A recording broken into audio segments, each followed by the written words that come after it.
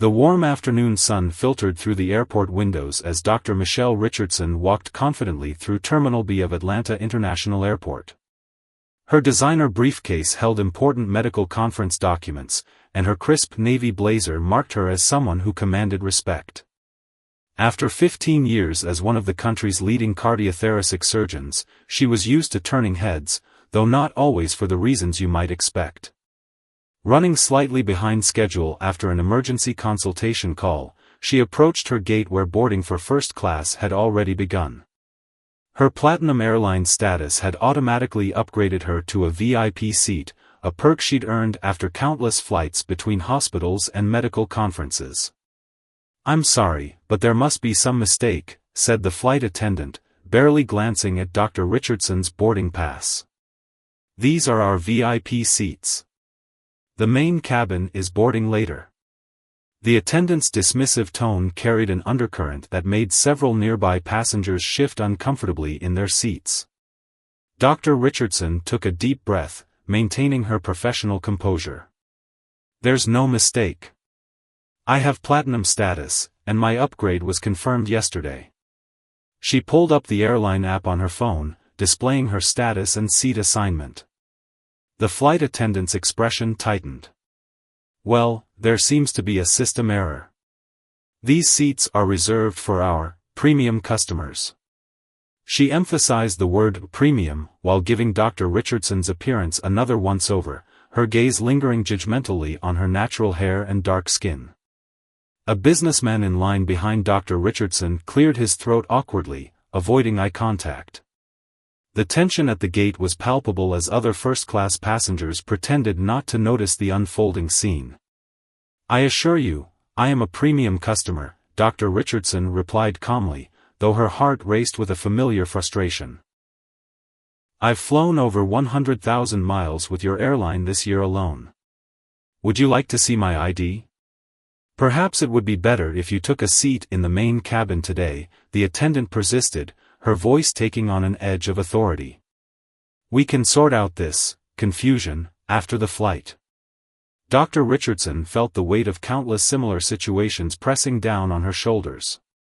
But today, she decided, would be different. With deliberate movements, she reached for her phone again, not to show her airline status, but to make a call that would change the course of this encounter. "Actually," she said, her voice clear and steady, "I think we should sort this out right now. I'm calling your regional director, we play golf together at the country club, and I'm sure she'd be interested to hear about this situation." The color drained from the flight attendant's face as Dr. Richardson dialed the number. In the background, other passengers had stopped their conversations, all eyes now fixed on the unfolding scene. The air crackled with anticipation as the phone began to ring. Little did the flight attendant know that Dr. Richardson wasn't just any passenger, she was a board member of several prestigious medical institutions and had cultivated relationships with airline executives through her frequent business travel. Her finger hovered over the speaker button, ready to make this private humiliation very public indeed. The sound of the phone ringing seemed to echo through the terminal, each tone marking another moment of mounting tension.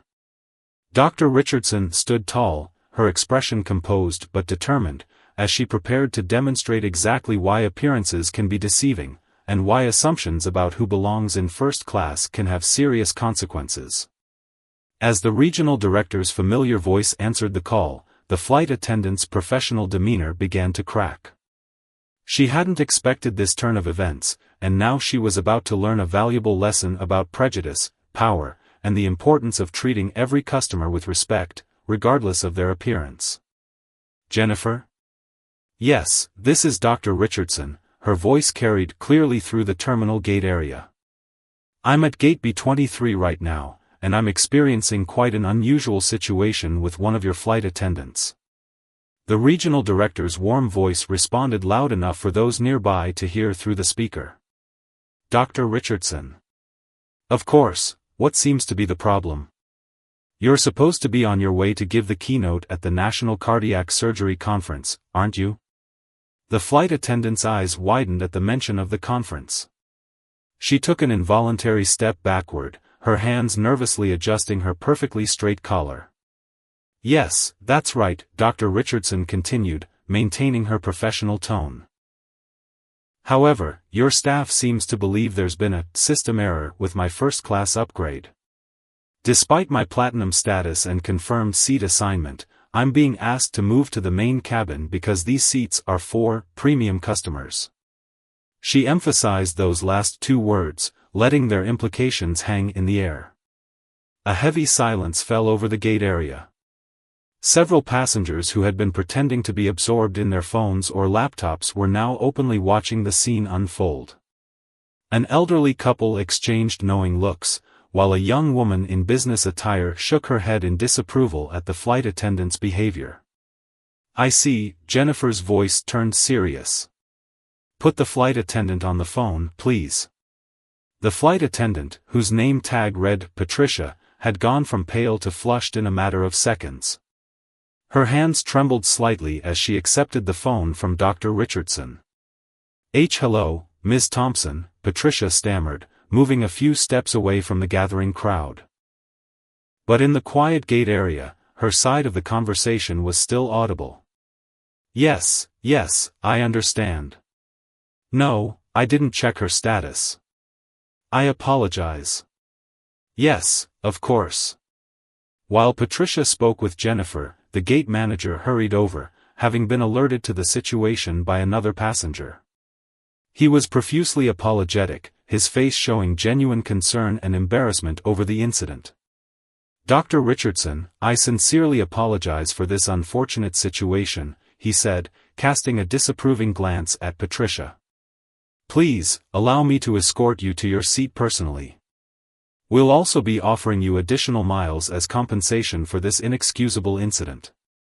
A younger flight attendant quickly appeared with a complimentary glass of champagne, her smile genuine and apologetic. The other first-class passengers, who had been silent witnesses to the discrimination, now seemed eager to make amends for their initial passivity. "I've been following your research on minimally invasive cardiac procedures," said a distinguished-looking woman seated nearby. "Your paper in the medical journal last month was groundbreaking. We're honored to have you on this flight." Patricia returned with the phone, her professional demeanor completely shattered. "Ms. Thompson would like to speak with you again, Dr. Richardson," she said quietly, unable to meet the doctor's eyes. "Thank you, Jennifer," Dr. Richardson said into the phone. "Yes, I appreciate your quick response. No, I don't want anyone to lose their job over this. Perhaps some additional training would be more beneficial. Yes, I'd be happy to contribute to your diversity and inclusion program. Next month's board meeting? I'll be there." As she ended the call, Dr. Richardson turned to Patricia, who looked like she wanted to disappear into the carpet. But instead of the harsh words many might have expected, Dr. Richardson spoke with the same calm professionalism she'd maintained throughout the encounter. "We all have biases," she said quietly, so only Patricia could hear. "The important thing is recognizing them and doing better. I've dedicated my life to saving people, all people, regardless of how they look or what assumptions others might make about them. I hope this experience helps you do the same in your role." The impact of her words was visible on Patricia's face. This wasn't just about a seat on a plane anymore, it was about fundamental human dignity and respect. As Dr. Richardson finally took her rightful seat in first class, the other passengers couldn't help but notice how she'd handled the situation with such grace and wisdom. The story of what happened at Gate B23 that day quickly spread throughout the airport and the airline's corporate offices. What could have been just another incident of discrimination became a powerful catalyst for change, all because one woman decided to stand her ground with dignity and use her influence to educate rather than punish. As the plane prepared for takeoff, Dr. Richardson pulled out her laptop to review her keynote speech about breaking barriers in medicine. She couldn't help but smile at the irony. She'd just given an unplanned demonstration of exactly what her talk was about. Sometimes the most powerful lessons happen outside the conference halls. During the flight, word of the incident spread through the cabin like wildfire. Flight attendants who hadn't witnessed the gate confrontation were now going out of their way to provide impeccable service, not just to Dr. Richardson, but to every passenger, as they should have been doing all along. About an hour into the flight, a young girl, no more than 12, cautiously approached Dr. Richardson's seat. Her mother, watching nervously from a few rows back in economy, gave an encouraging nod. The girl clutched a notebook to her chest, gathering courage before speaking. "Excuse me," she said softly.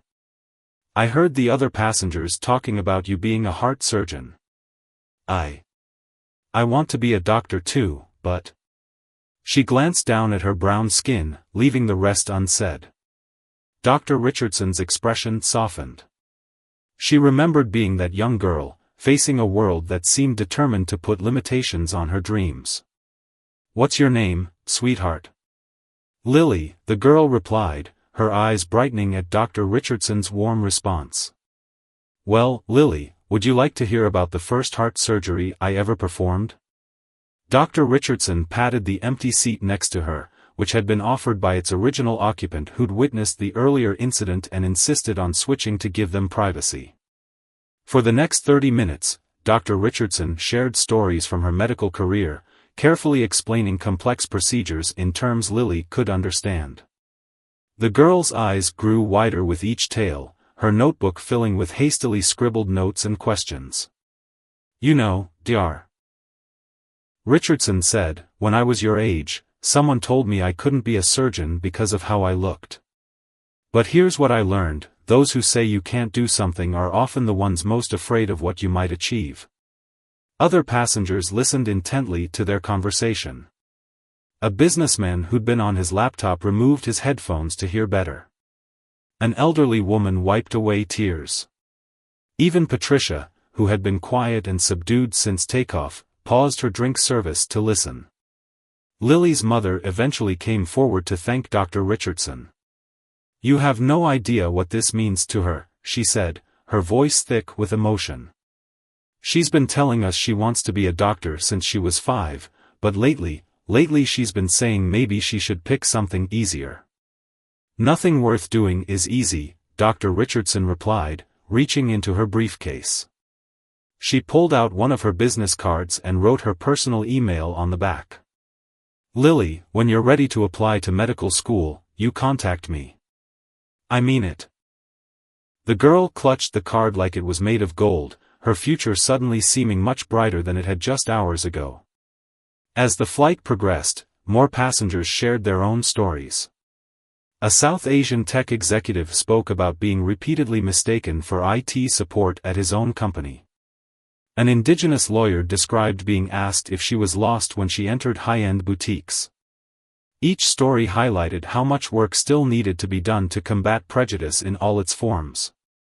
Patricia, who had been listening to these conversations while performing her duties, finally approached Dr. Richardson again. Her earlier defensiveness had been replaced by genuine remorse. "Dr. Richardson," she began, her voice barely above a whisper, "I've been doing this job for 15 years, and I've never..." She paused, collecting her thoughts. "What I mean is, I didn't think I was. I didn't see myself as biased." Dr. Richardson finished gently. "None of us wants to think we are. But recognition is the first step toward change." "I'd like to learn," Patricia said firmly. "When you mentioned contributing to our airline's diversity training, I want to be part of that. I want to help make sure no one else feels the way I made you feel today." Dr. Richardson nodded, appreciating the sincerity in Patricia's words. She understood that true change doesn't come from punishment or public shaming, but from education and understanding. Meanwhile, in the cockpit, the pilot had received word of the incident. As they began their descent, his voice came over the intercom: "Ladies and gentlemen, we're honored to have Dr. Michelle Richardson on board with us today." For those who don't know, Dr. Richardson is one of the country's leading cardiothoracic surgeons, and she'll be delivering the keynote address at the National Cardiac Surgery Conference. "On behalf of our airline, we're proud to have you with us, Dr." The cabin erupted in applause, causing Dr. Richardson to blush slightly. She hadn't wanted or expected recognition, she'd simply wanted to be treated with the same respect as any other first-class passenger. But she understood the importance of visibility, of showing others like young Lily that they belonged in every space they dreamed of occupying. As the plane touched down, Dr. Richardson reflected on how a potentially negative experience had transformed into something powerful and positive. She'd not only stood up for herself but had potentially changed multiple lives in the process. Her keynote speech tomorrow would take on new meaning. She now had a fresh example of how breaking barriers often meant facing and transforming resistance with grace and wisdom. News of the incident spread faster than Dr. Richardson could have anticipated. By the time she collected her luggage and made her way to the hotel, her phone was buzzing with notifications. A passenger had recorded parts of the interaction at the gate, and while Dr. Richardson's handling of the situation was being praised, the airline was facing intense scrutiny. In her hotel room, as she prepared for tomorrow's conference, Dr. Richardson received an unexpected call from the airline's CEO himself. "Dr. Richardson, I can't apologize enough for what happened today," he began, his voice heavy with concern.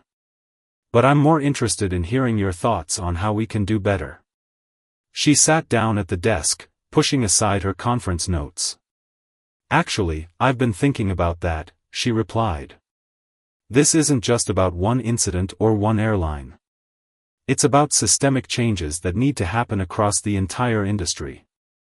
The CEO listened intently as Dr. Richardson outlined her vision: comprehensive training programs, revised policies, and most importantly, a commitment to hiring diverse staff at all levels of the organization. "We need people in leadership positions who understand these experiences firsthand," she explained. "Change has to come from both the top down and the bottom up." Meanwhile, back at the airport, Patricia was finishing her shift, but the day's events had left an indelible mark. In the crew break room, she found herself in a deep conversation with her colleagues about their own unconscious biases. "I always thought I was one of the good ones," she admitted, her voice trembling. "But today showed me how wrong I was. We need to do better, I need to do better." The next morning, as Dr. Richardson prepared for her keynote address, she received an email that brought tears to her eyes. It was from Lily's mother, with a photo attached. Lily had stayed up late making a presentation for her school science class about becoming a doctor. The photo showed her proudly holding up her notebook filled with the notes from their conversation, her smile radiating confidence and determination. At the conference, Dr. Richardson made a last-minute change to her presentation. Instead of beginning with statistics about cardiac procedures, she shared the story of what had happened on the flight. The audience of medical professionals fell silent as she described not just the discrimination she faced, but the transformative power of responding with dignity and wisdom. "Yesterday reminded me why representation matters," she told the packed auditorium. "It's not just about proving people wrong or breaking barriers. It's about showing the next generation that they belong in every room, every profession, and yes, every seat in first class." The story continued to gain traction. Major news outlets picked up the video, but Dr. Richardson consistently redirected the attention to the bigger issues at hand. In interviews, she emphasized the importance of systemic change over individual blame. A week after the incident, the airline announced major changes to their training protocols. Patricia, in an unexpected turn of events, had volunteered to be part of the team developing new sensitivity training programs. Her first-hand experience and genuine commitment to change made her insights particularly valuable. The airline's regional director, Jennifer, organized a special meeting where Dr. Richardson spoke to airline executives and staff about the subtle ways discrimination manifests in customer service. "Sometimes it's not about what you say," she explained, "but about the assumptions that guide your actions before you even speak." The impact rippled beyond just one airline. Other companies began reaching out to Dr. Richardson for consultation on their own diversity and inclusion programs. She carefully balanced these requests with her medical practice, understanding that creating systemic change was as important as saving lives in the operating room. But perhaps the most meaningful development came in the form of an invitation. The airline asked Dr. Richardson to be part of a new advisory board focused on customer experience and inclusion. They wanted her to help shape policies that would prevent similar incidents and create a more welcoming environment for all passengers.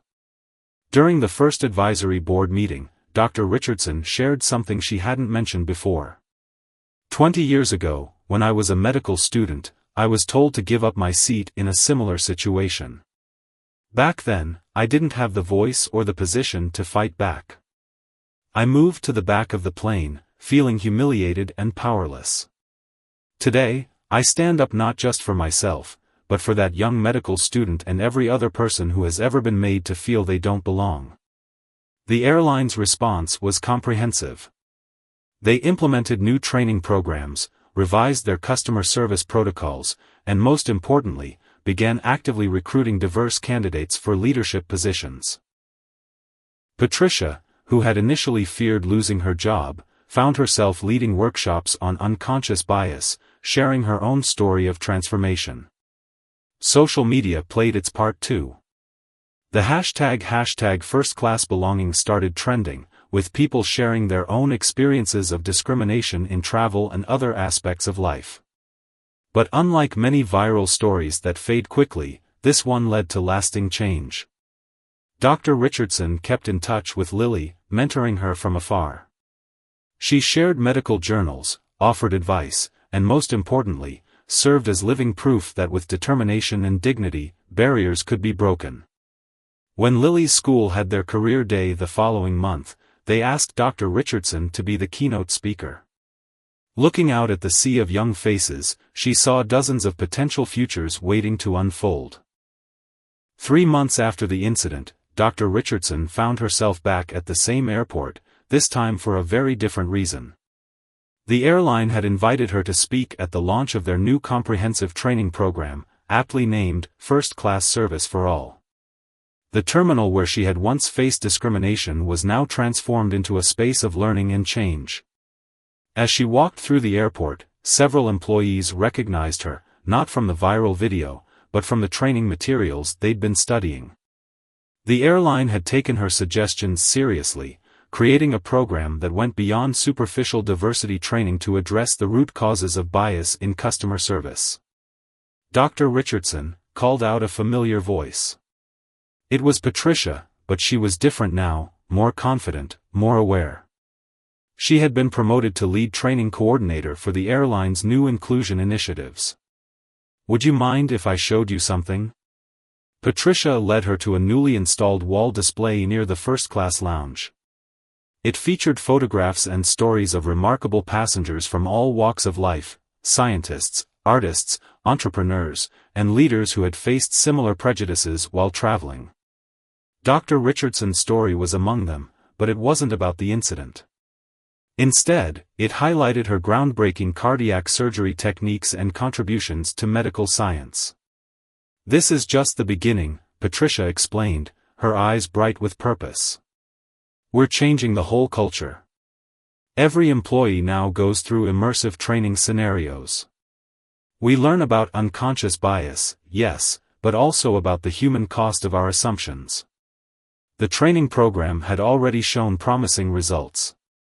Customer satisfaction scores had improved across all demographics, and employee feedback indicated a more inclusive workplace culture. But for Dr. Richardson, the most touching change came from the letters she received, hundreds of them, from people sharing their own stories of transformation. One flight attendant wrote about how the training had made her confront her own biases about elderly passengers, leading her to discover that the frail-looking grandmother she had almost dismissed was actually a renowned physicist. Another shared how he had learned to stop assuming that young passengers in suits were junior employees rather than successful entrepreneurs. During her speech at the training program launch, Dr. Richardson shared something personal. "Change isn't just about rules and procedures," she said, looking out at the gathered airline staff. It's about understanding that every person who steps onto your plane carries their own remarkable story. Your job isn't just to transport them safely, it's to honor their dignity throughout the journey. The airline's initiative had caught the attention of the transportation industry as a whole. Other airlines began reaching out, seeking guidance on implementing similar programs. Dr. Richardson found herself consulting with transportation companies across the country, all while maintaining her surgical practice and mentoring aspiring medical professionals. But perhaps the most meaningful development came from an unexpected source. Lily, the young girl from the flight, had started a club at her school called Future Pioneers. The club connected students from underrepresented backgrounds with mentors in their dream professions. When Dr. Richardson visited as a guest speaker, she was moved to tears by the sight of 30 young students, each with dreams as big as the sky. "You know what the best part is?" Lily told her proudly. "We're not just talking about becoming doctors and lawyers and pilots. We're talking about how to change things when we get there. How to make sure nobody feels like they don't belong." The ripple effects continued to spread. The airline's parent company established a scholarship program for students from underrepresented communities pursuing careers in aviation and transportation. They named it the Richardson Initiative, despite Dr. Richardson's humble protests that the focus should be on the future, not on her. 1 year after the incident, Dr. Richardson received an invitation to join the airline's board of directors. It wasn't a token position. They wanted her expertise in organizational change and her perspective on creating truly inclusive spaces. The appointment made headlines, not for its novelty, but for the concrete improvements it promised to bring to the industry. Patricia, who had once nearly derailed her own career through prejudice, had become a sought-after speaker on corporate transformation. "I could have become defensive," she often said in her presentations. "I could have made excuses. Instead, I chose to learn and grow." That choice changed everything. The training program expanded to include virtual reality scenarios that allowed employees to experience various forms of discrimination firsthand. It was uncomfortable, eye-opening, and deeply effective. Staff members reported lasting changes in their perspectives and behavior, not just at work but in their personal lives as well. Dr. Richardson kept the original boarding pass from that fateful flight framed in her office. Not as a reminder of discrimination, but as proof that one moment of standing up for dignity could spark a movement for change. Next to it hung a drawing Lily had made of herself in surgical scrubs, standing proud and tall. The story had evolved far beyond a single incident of bias on a plane.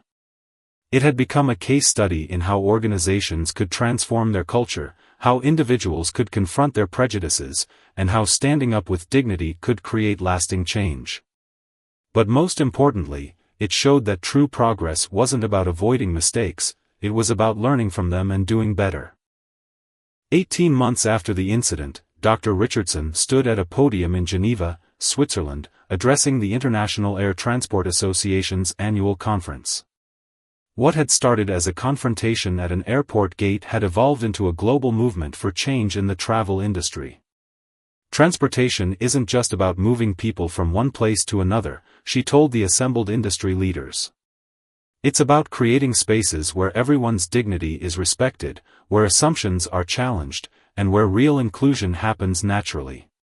The airline's training program had caught international attention, with airports and airlines from Tokyo to Dubai expressing interest in implementing similar initiatives.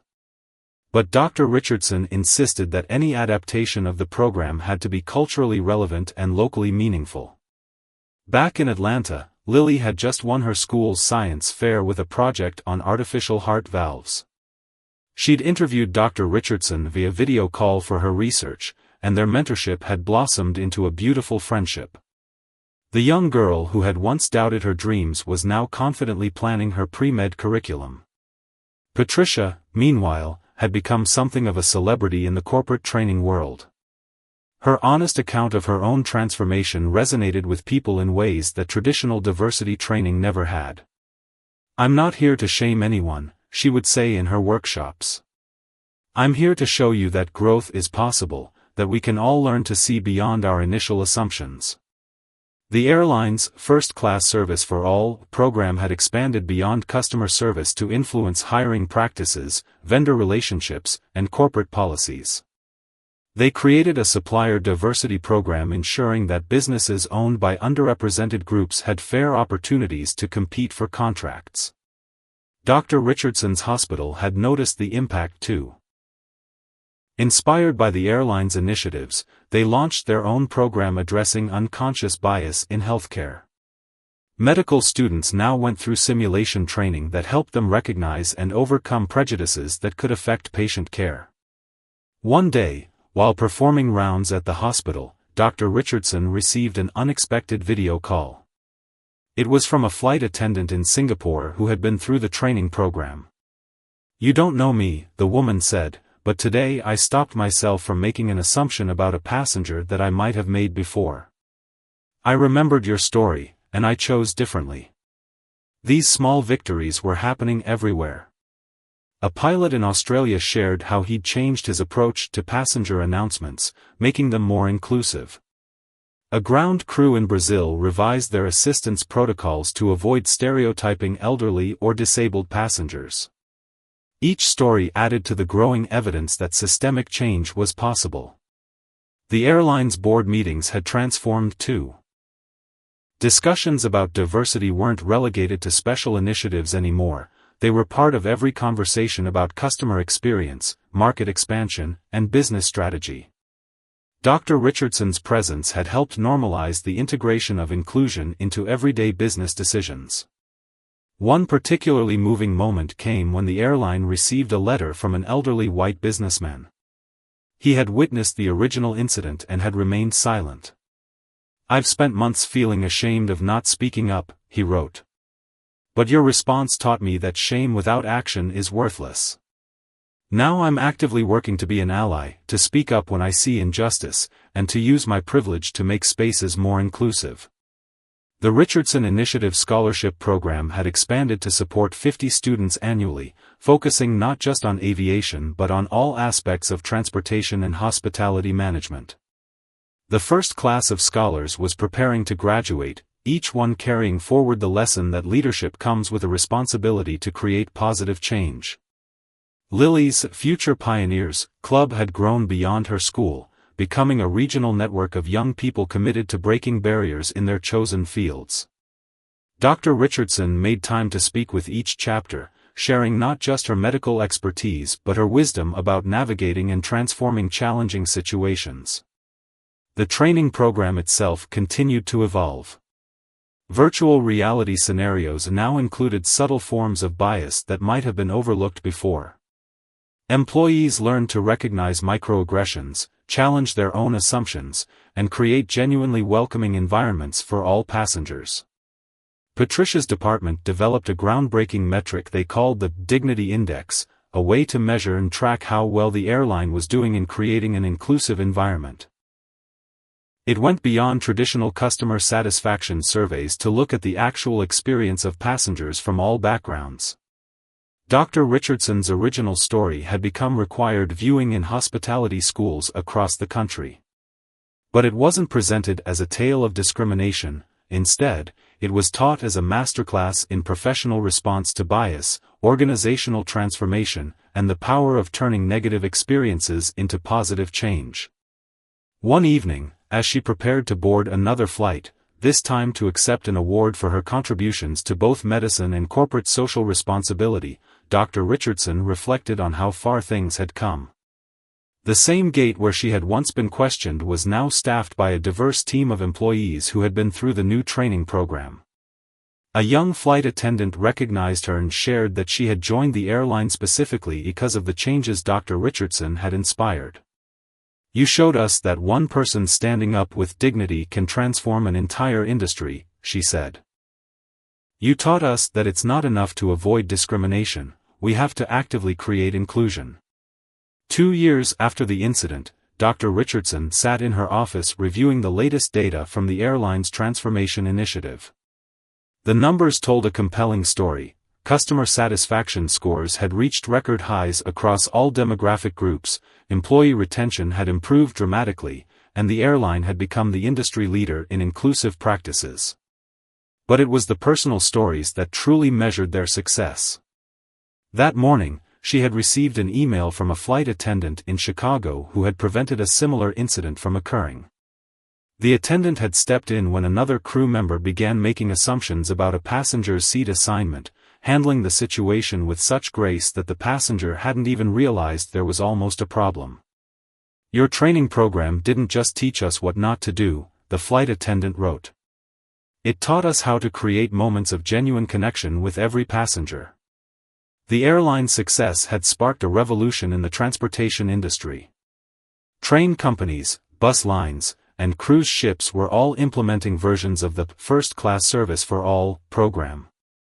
Dr. Richardson had been initially concerned about the program being diluted as it spread, but something unexpected happened. Each industry added its own valuable perspectives and improvements. Lily, now in her final year of high school, had been accepted to several prestigious pre-med programs. Her Future Pioneers Club had expanded to over 50 schools nationwide, and she had been invited to speak at education conferences about youth empowerment and representation in professional fields. Dr. Richardson, Lily had said during their monthly video call, "Remember when I was afraid to dream about becoming a doctor? Now I'm helping other kids dream bigger than they ever thought possible." Patricia had recently published a book about her journey from being the face of discrimination to becoming a leader in corporate transformation. The book wasn't just about air travel, it was a blueprint for how organizations could create genuine, lasting change. "The key," she wrote, "is acknowledging that we're not just changing policies, we're changing hearts and minds, including our own." The airline's training center had become a hub of innovation. They had developed advanced simulation programs that could recreate subtle forms of bias and discrimination, allowing employees to practice responding in a safe environment. The technology was so effective that medical schools and law enforcement agencies had begun adapting it for their own training needs. Dr. Richardson's hospital had integrated similar training protocols, leading to measurable improvements in patient care and satisfaction. The medical staff now underwent regular sensitivity training that went beyond cultural competency to address deeper issues of bias in healthcare delivery. One particularly touching development came from an unexpected quarter. A group of high school students who had learned about the incident in their social studies class had created a documentary about transformation in the transportation industry. They interviewed passengers, crew members, and industry leaders about how one moment of standing up for dignity had created ripples of change throughout society. The airline's board meetings had evolved into think tanks for inclusive innovation. They weren't just talking about preventing discrimination anymore, they were designing the future of travel, where diversity wasn't just accommodated but celebrated. During one such meeting, a junior executive shared a story that brought tears to many eyes. Her grandmother, who had faced similar discrimination decades ago, had recently flown first class for the first time. "She was so nervous," the executive said, "but the crew made her feel like royalty. That's when I knew we'd really changed something fundamental." The Richardson Initiative Scholarship Program had expanded to include internships and mentoring opportunities. Students weren't just receiving financial support, they were being prepared to become the next generation of industry leaders. Many of the first scholarship recipients were now starting their careers, bringing fresh perspectives and a deep commitment to inclusion. Research universities had begun studying what they called the Richardson effect, how one well-handled incident of discrimination could catalyze positive organizational change. The studies showed that when leaders responded to bias with dignity and wisdom rather than anger or shame, it created opportunities for genuine transformation. Dr. Richardson had initially been uncomfortable with all the attention, but she had come to understand its importance.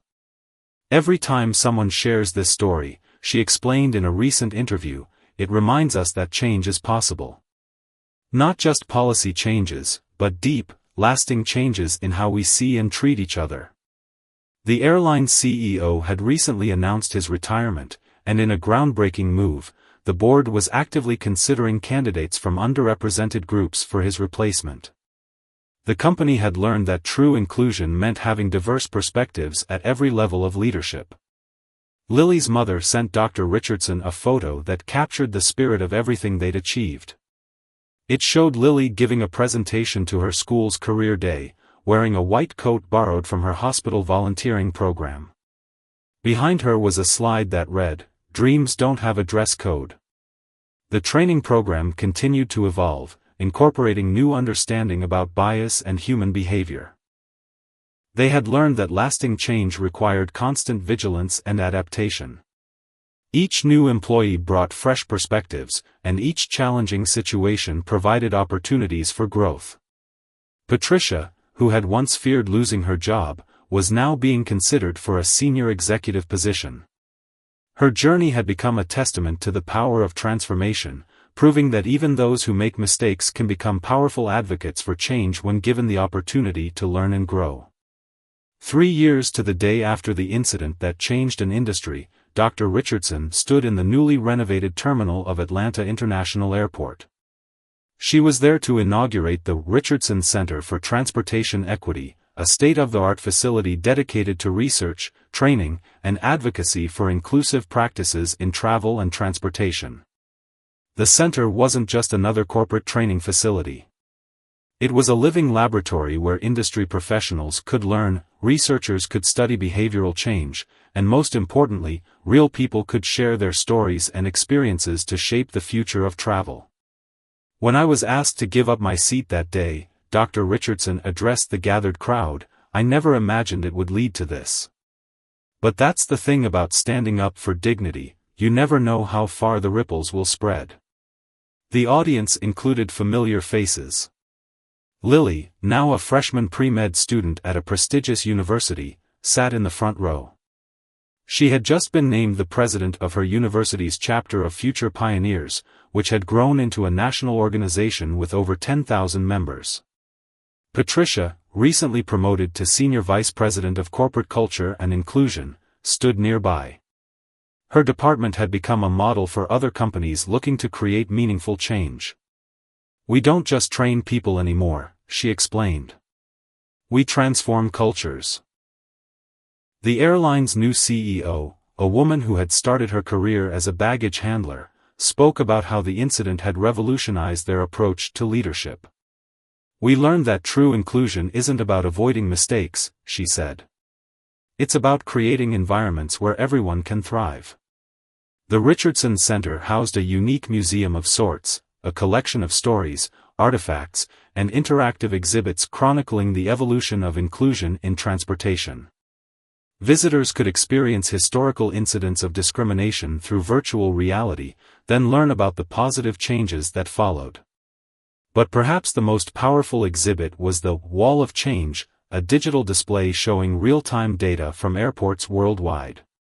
It tracked everything from customer satisfaction scores to hiring practices, providing transparent metrics about the industry's progress toward true equality. Dr. Richardson's original story had become required reading in business schools, but not as a cautionary tale about discrimination. Instead, it was taught as a case study in transformative leadership and organizational change. Students learned how one person's dignified response to bias could catalyze systemic improvement. The medical community had embraced these lessons as well. Dr. Richardson's hospital had become known for its innovative approach to patient care, where cultural competency was as important as clinical skills. Medical students now rotated through the Richardson Center to learn about bias in healthcare delivery. Lily's mother, watching her daughter confidently networking with industry leaders, shared a touching observation with Dr. Richardson. "You didn't just show her she could become a doctor," she said. "You showed her she could change the world." The impact had spread far beyond American borders. Airlines from 6 continents had sent representatives to learn from the center's programs. Each country added its own cultural context to the training, creating a rich tapestry of approaches to inclusion. Patricia's book had been translated into 20 languages, and she was now a sought-after speaker at international conferences. The most powerful moment in any of my talks, she shared, is when I describe how my own prejudices nearly cost me everything. People relate to that vulnerability. The Richardson Initiative Scholarship had expanded to include a full pipeline program, supporting students from high school through their entry into the transportation industry. Many of the original scholars were now mentoring the next generation, creating a self-sustaining cycle of support and advancement. Research conducted at the center had revealed something remarkable. Companies that had implemented the program weren't just seeing improvements in diversity metrics. They were experiencing better financial performance, higher employee satisfaction, and stronger customer loyalty. Dr. Richardson's approach to handling bias had been adapted for use in other industries. Tech companies, retail chains, and educational institutions were all implementing versions of the training program. The common thread was the emphasis on dignity, understanding, and positive transformation rather than shame or punishment. One afternoon, as Dr. Richardson was leaving the center, she overheard a young flight attendant trainee practicing responses to different scenarios. The trainee's words caught her attention. "Every passenger has a story. Our job is to honor that story." Those simple words captured everything they had been working toward. It wasn't just about preventing discrimination, it was about creating a culture of genuine respect and understanding. The center had also become a place of healing. People who had experienced discrimination in their travels could share their stories, knowing they were contributing to positive change. Their experiences were used to improve training programs and develop better policies. As Dr. Richardson prepared to board her flight that evening, another speaking engagement at another conference, she reflected on how much had changed. The same terminal where she had once faced discrimination was now a beacon of inclusion, a model for airports around the world. The flight crew recognized her, not from the old viral video, but from their training sessions at the center. They didn't treat her with exaggerated deference, but with the same genuine respect they showed to every passenger, exactly as it should be.